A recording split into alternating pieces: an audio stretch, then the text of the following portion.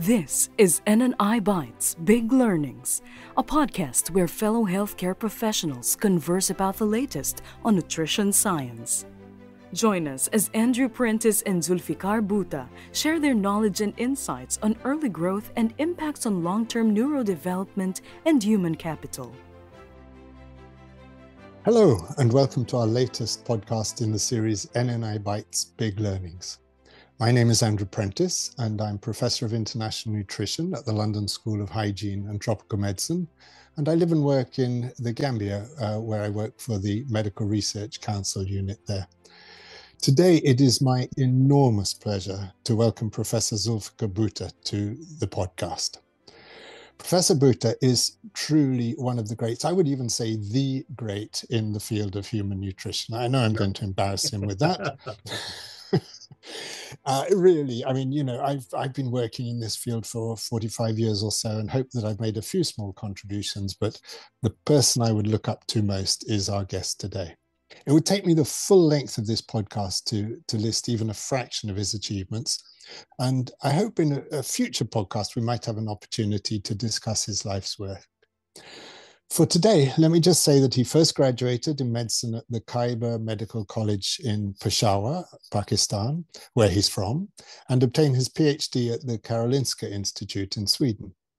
He's currently the co-director of the Center of Global Child Health at the Hospital for Sick Children in Toronto, and holds numerous other professorships, including at the world's top institutes for global health, Johns Hopkins, and my own institution, the London School of Hygiene and Tropical Medicine. He runs several large research teams and leads the research in this field at the Aga Khan universities, particularly in Pakistan and Nairobi. His scientific achievements have been recognized by numerous international measures of esteem, including, and I would put this at the top of the pile, being a foreign member of the Royal Society in London.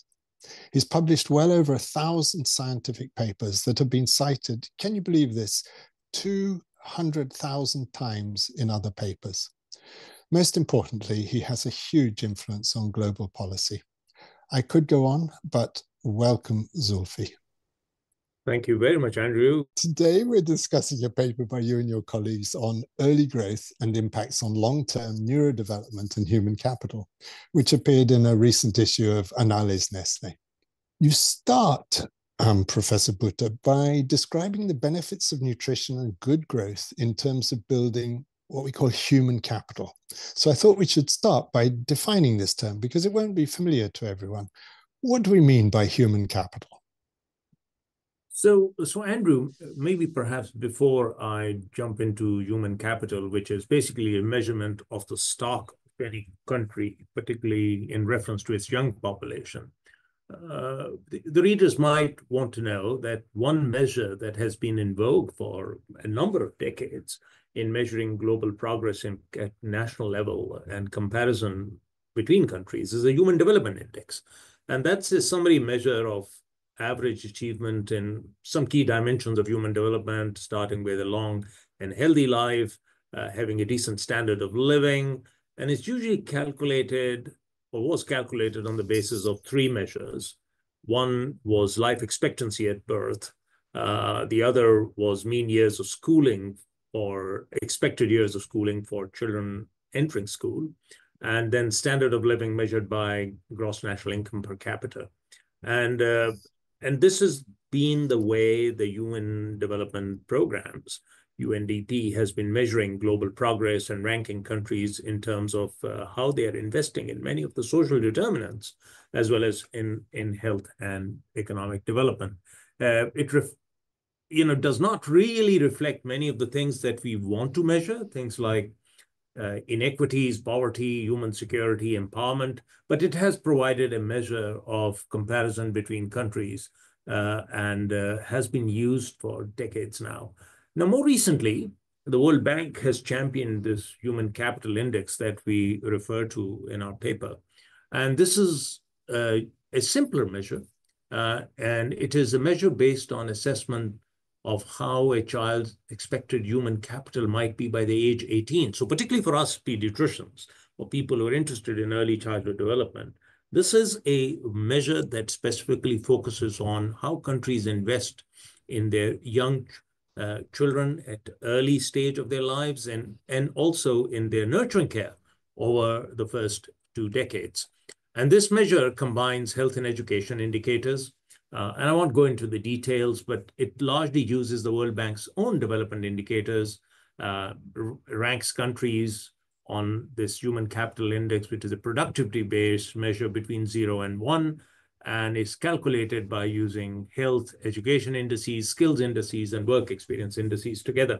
So although it's not perfect, but I think for us, it has been a very useful way of making the case for early investments in a country's birth cohorts, which also means by default investing in the health of their mothers, maybe perhaps even before pregnancy, and then reflecting on how a country's economic and development stock can develop over time. Absolutely. Let's just give our listeners a bit of a feel. So you've said already that the index goes from 0 to 1. I looked up recently that Canada's HDI in 2022 was 0.935, so almost at the top of the scale. And Gambia, where I work, is only 0.495. So although Gambia is improving, it has so far to go. And maybe one of the things we should remind listeners is that, you know, there are differences within a country, of course, between families and between settings, and that's where they can help to contribute. Now, in your paper, you do a deep dive into two of the components that can ultimately have a big effect on the human capital, which is cognitive and socio-emotional development. Can you tell us about these and how they vary perhaps as countries go through the economic transition? So let me start by saying that these measures are relatively recent, and they're based on population surveys that at times UNICEF does, the multiple indicator cluster surveys that measure a range of motor, cognitive, socioeconomic development indicators at a population level. They are inexact, but I think the range that you have talked about as to what proportion of people are below an acceptable level of cognitive and socioeconomic development just tells us how much gap exists between high-income countries, middle-income countries, upper middle-income countries, and low-income countries in particular. And that gap is as high as about 10 to 15 folds, Andrew, and sadly is growing over time. Now, we do need better measures than just these two measures, which are largely based on surveys. We need better integration of development indicators, which go up to early school age in these populations, and that's a bit of a work in progress. But to answer your question, these figures that you've cited and we refer to in our paper with a reference are just, I would say, the tip of the iceberg, because beneath those are tremendous amount of differentials even within countries. These are aggregated at a national level, but they're often driven by large urban populations and sampling frames. And Yep. I happen to believe that within countries, these differentials on socio-emotional development indicators, cognitive indicators, children across various geographies are just as high as you see between high-income countries and low-income countries. So in Pakistan, for example, you know, we recently looked at this, Andrew, and we find that differentials between rural and urban children are as high as 3 to 4. Yeah, I saw that. And that's really important for our listeners, because what that says is that they can make a real impact. And that is so important. So we're shortly going to talk about the role of nutrition in all of this. But a lot of this is about the brain. First trimester of pregnancy is probably the most important in terms of brain development, or not only organ system development, but particularly many of the characteristics that eventually lead to us differentiating various gaps and limitations in terms of developmental outcomes in pregnancy and early childhood. So it happens in a fantastically organized manner in the early stage of brain development, but it doesn't just stop with pregnancy and childbirth. It continues throughout childhood, and particularly in the first 6 to 12 months of life. And then we have a remarkable process of brain sculpting and pruning in the adolescent period. So it's a second window of opportunity. So now, sticking with that prenatal period that you started on, can we summarize for us, please, what are the best nutritional interventions to try and reduce any damaging effects on the growing brain? Let's start with my favorite nutrient, iron, if we could. Okay, well, Andrew, you skipped over one of the major important nutrient for brain development that you absolutely pioneered through your work in the Gambia many, many decades ago, which is the importance of providing balanced energy protein to a mother who may be nutritionally deficient. We now know that that's absolutely critically important, and you'd be very pleased to know that we have recent evidence from Pakistan as to its relative importance, obviously, along with micronutrients and early fetal development. But I want to come to your question specifically. So iron, for example, is a hugely important and critical nutrient. It not only is relevant to the development of many of the brain connections, etc., that I have talked about, but also has a recognized important role in reducing intrauterine growth retardation in pregnancies which are at risk, and has been associated with improved cognitive outcomes in fetuses and in early childhood. So iron requirement in pregnancy is quite, high. Pregnant women need about 25 to 30 milligrams of iron from their food every day. And only a small proportion of this is absorbed, but they need it absolutely. And this iron, in terms of its impact on the brain, is important for many enzymes that you need for organ development, for also, very importantly, the immune system of the fetus. And we now know that, of course, receiving adequate iron in pregnancy is also an important factor in impacting birth weight and reducing the risk of low birth weight. But iron is not the only nutrient, and it also requires the coexistence of a balanced micronutrient status with other nutrients, particularly things like vitamin A. And, as many listeners will know, therefore, the current philosophy is to really intervene with a mixture of micronutrients, the so-called UNIMAP mixture developed by UNICEF and WHO, rather than single or even like double nutrients as in the iron and folic acid. We're moving on beyond those. I thought I might just ask you quickly to pass a comment on the enormous intervention going on in your neighboring country, India, in terms of iron and folic acid for adolescents. I find that really interesting. Millions of them are receiving it. And of course, those adolescent girls are going to go on to have babies ultimately. But what's so interesting also is that they're also supplementing boys so that there's an equity balance maintained. So certainly, as the listeners might know, I mean, the importance of folic acid in pregnancy actually was underscored by studies done in the United Kingdom, actually in Wales, on recognizing the link between adequate folic acid provided to women in the periconceptual period and the risk of neural tube defects, which is abnormal brain development, spina bifida, and encephaly, those kind of conditions that used to be quite common when I was training. These have now disappeared in many high-income countries because women are now provided folic acid pre-pregnancy, and many of the ordinary foods available are fortified. In low-income countries, and in some countries, it's food. In some countries, food is fortified, particularly the USA. Yeah. I'm not sure if that's true in Canada, and the numbers of neural tube defects have gone way, way down. Yeah, I mentioned that, in most high-income countries now, folic acid is an essential part of fortification. Yes. Now, in low-income countries, that's not the case. And that's why we have to look at strategies where folic acid deficiency is widespread, as is in India and Pakistan.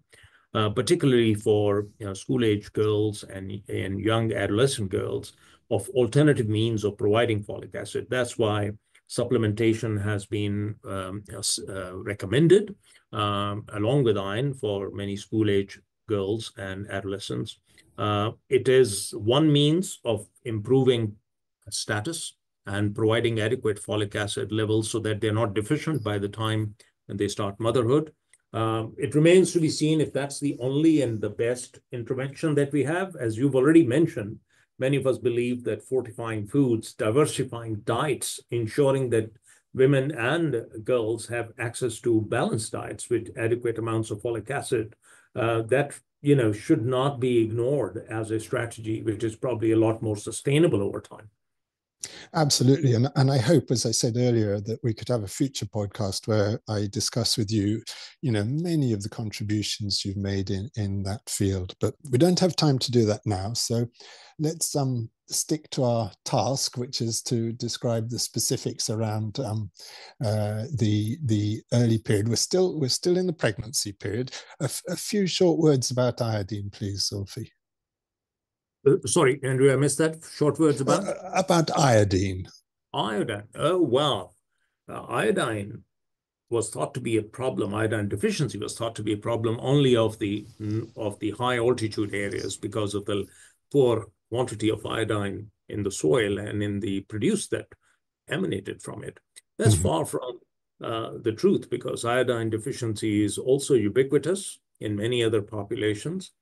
And the big miracle that happened here was the ability to fortify salt with iodine and make that available at scale to populations. And that has, Andrew, over the last, I would say, 30 years or so in our region in South Asia, led to a virtual elimination of severe iodine deficiency. Now, iodine deficiency really matters because although severe deficiency may manifest itself as severe brain impacts with cretinism, which has huge developmental consequences in children, but milder forms of iodine deficiency have an impact on brain development and cognition that are not readily recognizable. And that's, I think, one of the biggest contributions that public health nutrition interventions have made in reducing severe iodine deficiency at population level. We have now not seen these giant goiters for decades. They have disappeared largely because of this intervention. Yeah, that's so right. But as you've also pointed out, the fact that the real gross pathology has gone doesn't mean that all the pathology has gone, and efforts continue. So, Prof. Bhutta, there's so much material in your excellent paper that we cannot hope to cover it all. And I really strongly urge listeners to download a copy from the NNI 365 app. But perhaps we can wrap up by asking you to summarize, and this is an area you've worked in so deeply, what you see as the most effective postnatal interventions that are evidenced to boost neurodevelopment. So thank you for asking that question, Andrew. We didn't have space in our paper to go into that in any great detail. I think the most important intervention for these small, vulnerable newborn babies who are born often after nutritional insults, both growth-retarded fetuses as well as preterm babies. The most important intervention is to have a very good, safe, early start to their lives. That means good care during childbirth, provision of essential newborn care earlier on, thermoregulation, making sure these babies don't have any complications related to becoming cold too early, hypothermia, as it said, and having access to the most important nutrient in nature, which is absolutely free, which is mother's milk. So we have now reviewed this subject in and out, and we find that the evidence is so overwhelmingly strong in terms of the benefits accrued from the mother's own milk given to the baby early. Early initiation of breastfeeding for many of these babies is not only an important intervention for survival, it's also an important intervention for thrival, for improved brain development. There are additional interventions that one can do for many of these infants during childbirth and immediately afterwards. I've already mentioned things like keeping them warm, but delaying cord clamping in circumstances where there is iron deficiency or anemia widely prevalent in the population, also increases the amount of blood that can pass from the mother's placenta to the baby, and hence improving iron stores. And several studies have now shown it has a huge effect, doesn't it, Sophie? Yeah. And it has a huge effect, not only within the first few weeks of life, but we've now seen that right up to 3-4 months of age, these babies are better. And there is some indirect evidence to suggest that they may actually be even cognitively or developmentally better. And it's an effect that is not just restricted to preterm babies. Our evidence indicates it's an effect seen across birth weight categories. Kangaroo care, keeping these babies next skin to skin with their mothers, reduces heat loss and also promotes breastfeeding. So these interventions are now thought to be standards of care for many low middle income countries in terms of providing additional care for these babies. And of course, when you provide kangaroo care or skin to skin care for these babies, the interaction between the mother and baby improves and is much more continuous than in any interrupted care. And it has developmental benefits. With many preterm babies, we are finding that providing early stimulation, early care, speaking to the babies, nurturing care, feeding interventions where the mother and baby's interaction can be improved, all have developmental benefits that accrue well into infancy.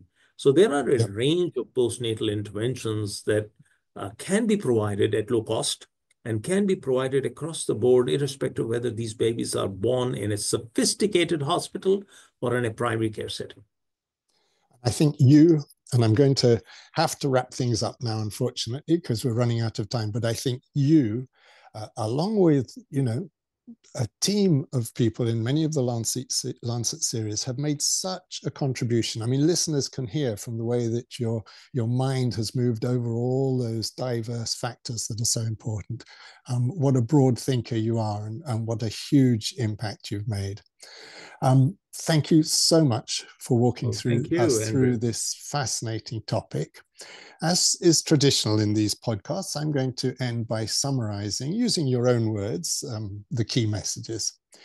You told us, first of all, that growth trajectories during the first 1,000 days, which are, of course, affected by nutrition, have an influence on what we call human capital. They predict intelligence, skills, health, wealth, and overall well-being in adults.